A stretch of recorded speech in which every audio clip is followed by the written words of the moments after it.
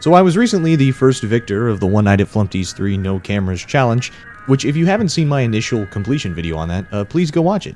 Please, fucking please. Now, I had actually beaten 12 AM to 3 AM of Hard Boiled mode before I completed the main night, since as we'll talk about later, the No Cameras normal night is actually much harder than its Hard Boiled mode variant. In terms of challenges in the FNAF community, this is far from any leaderboard of difficulty, so it was more about perseverance and memorization than tons of mechanical skill. But it was a fun challenge that nobody else had a recorded run of yet. Before we get into hard-boiled mode and the sheer amount of obstacles it introduces, I want to break down the core mechanics of the game in normal night and why a no-camera run is even possible. Oh, and by the way, no camera refers to your monitor, not your camera flash. That would be actually impossible.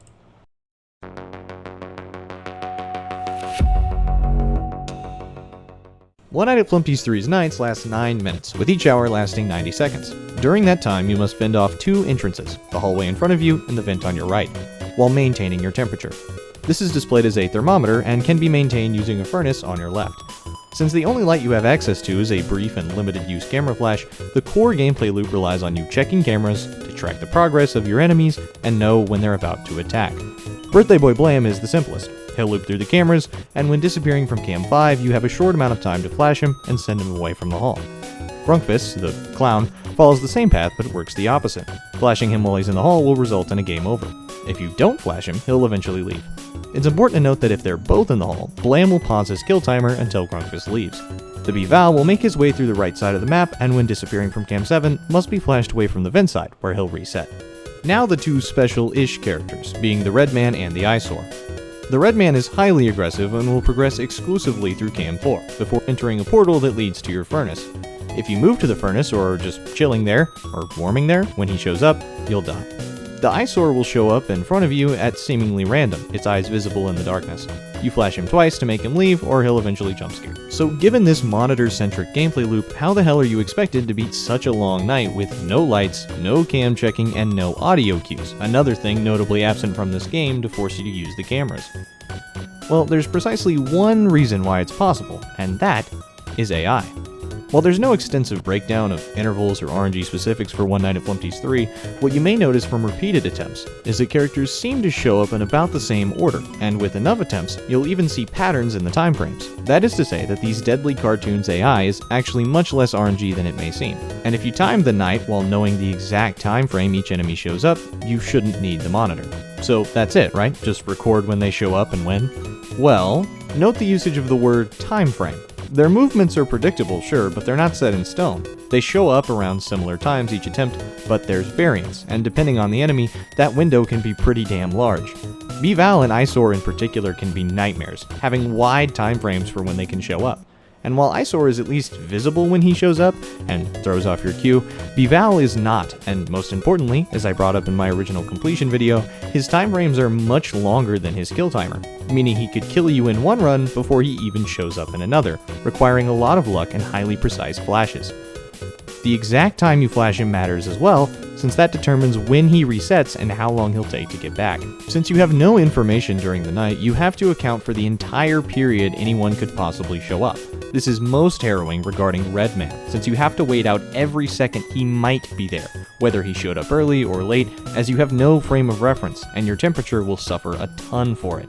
All things considered though, if you learn to adapt to changes in timing and act quickly, you can defeat normal night without cameras. The easiest night in the entire game. Or at least it would be. Hardboiled mode's difficulty is paradoxical. As I mentioned earlier, I completed the first half of this night before I beat normal night, and now that we've gone over the mechanics and how to beat no cameras, the reason why might be evident. Time frames. While them being more aggressive means they show up more frequently, it also means they're significantly more consistent. For context, in normal night, Blam and Grunkfist have a variance of about 4 seconds, with Eyesore and B-Val having upwards of 15. But because their certainty to move is so much higher in hardboiled mode, this variance goes down to about 2 seconds for Blam and Grunkfist, and about 5 seconds for Eyesore and B-Val. In terms of timing, this is a massive difference, enough even to offset their shorter kill timers.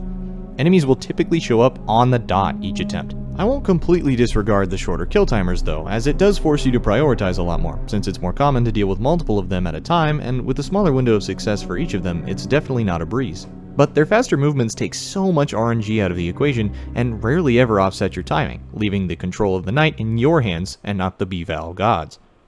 But past 3 AM of hard-boiled mode, when it transitions into Flumpty Night, I just kept dying. It's something I was worried would happen, since One Night at Flumpty's 3 is not intended to be beaten without cameras, but more importantly because Flumpty Night adds a ton of new mechanics, many of which require camera use. Flumpty Night, if you don't know, is a separate night where all of the main cast is replaced by variants of Flumpty, and some new Flumpties, which are added to do new things. Hard-boiled mode, by extension, is half normal night and half Flumpty Night with added difficulty. But of all the possible things to act as an immovable obstacle, of all the mechanics, the one that was getting me didn't make any sense. It wasn't the Virtual Boy Flumpty, which can be fended off with a button on a camera. It wasn't even Flumpty.exe, who you have to bring your monitor up to disable. For whatever reason, it was B-Val's replacement, Spider Flumpty, and I could not figure out why. I would sit at the vent, flashing repeatedly, and would still die. So, to see what was happening, I went into the standard Flumpty Night to see if I could deal with him there, and the same thing happened. It made no sense, but after some testing, it seemed as though the running animation that Spider Flumpty plays in the camera to indicate you need to go flash him was actually a camera trigger that he required to appear in the vent. But his kill timer will still run even if you don't view that camera. Out of options, I decided the only thing I could try was to email the developer, someone named Jonachrome, not really expecting any feedback since he's apparently very hard to get a hold of. So nothing's going to come of that, but in the meantime, I can continue testing. Oh, holy shit, he responded. So according to Jonachrome, I pretty much nailed the reason, but it wasn't technically a lost cause. In his email, he stated that Spider Flumpty was vulnerable for exactly 1 frame, which the dev described as lottery odds. So, to answer the question of the video, as of right now, we've beaten normal night and half of hard-boiled mode without cameras. I highly encourage anyone who's interested to share their thoughts or try it themselves and see how far they can push the challenge. I never imagined originally that normal night was beatable without cameras, and I'm hoping hard-boiled mode is the same way. Regardless though, thank you so much for watching, and I hope you enjoyed the video.